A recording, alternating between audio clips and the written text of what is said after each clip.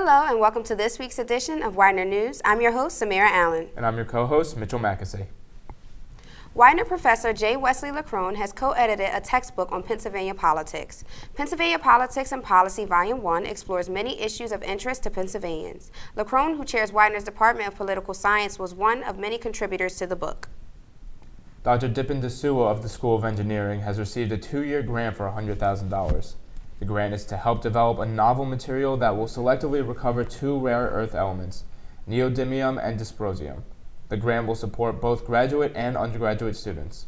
Now for a look at this week's sports update, here's Ben Schindler.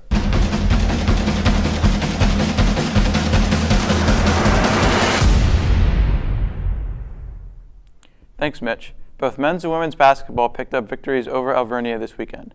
The men won 83-69, improving their record to 4-3.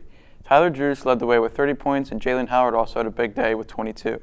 The women continued their strong start to the season, winning 71-61 to move their record to 7-1. Devin Rimmer was the Pride's top scorer with a season-high 23 points, and Aaron Phelan and Mackenzie McCracken also scored in double figures for Widener. Both teams continued conference play Wednesday at home against Albright. The men tip off at 6 p.m., with the women to follow. The Widener men's swimming squad also picked up a victory on Saturday, defeating Salisbury 172-90. They won 10 of 14 events en route to the win. The Pride's next contest will be this Saturday against Misericordia in the Schwartz Center at 1 p.m. Michael Razik and Jordan Powell were named to D3Football.com's All-East Region teams. Razik was named to the first team, while Powell was selected to the second team. In Philly sports news, the Eagles took down conference rival Washington Redskins 28-13 on Monday Night Football. They now sit at 6-6, 1 game behind Dallas for the top spot in the NFC East. Sixers have won 3 straight games, including a 103-95 defeat of the Memphis Grizzlies on Sunday. The streak has improved their record to 17-9, 3 games behind the Toronto Raptors for first place in the Eastern Conference. The Phillies made big news on Monday, acquiring 2-time All-Star infielder Gene Segura and pitchers Juan Nicasio and James Pazos from the Seattle Mariners in exchange for J.P. Crawford and Carlos Santana. Segura is expected to be the team's starting shortstop next season. Now back to more news with Samira and Mitch. Thanks, Ben. An investigation is underway after a vehicle was found torched in Delaware County. Police say the car was lit in the back of Moss parking lot around 1 a.m. on Wednesday. Fire crews were able to quickly put out the fire and no injuries were reported. Now for a look at Widener weather, here's Kyra Jones. Hello and welcome to Widener Weather. I'm Kyra Jones. December is here and so are the cooler temperatures.